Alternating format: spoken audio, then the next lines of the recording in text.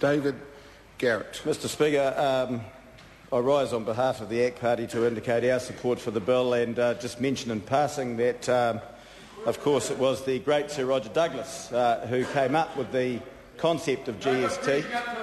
Oh, no, I don't need to grease up with Mr Mallard.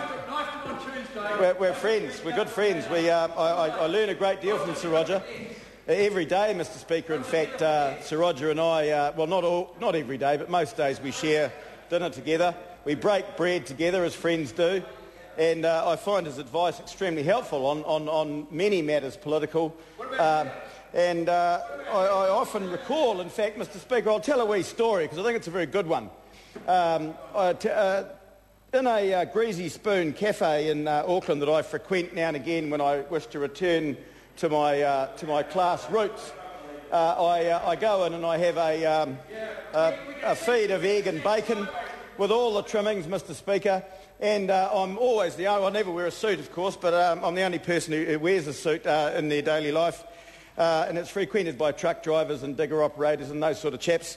And I was in there a few months ago, and in fact a year or so ago, and there was a chap, and there were a group of them having lunch, and it was talking about the insulation scheme. And one of them said, you know, this insulation scheme sounds all right, but someone's got to pay for it. And then my ears pricked up a bit, and I thought, that's a bit unusual.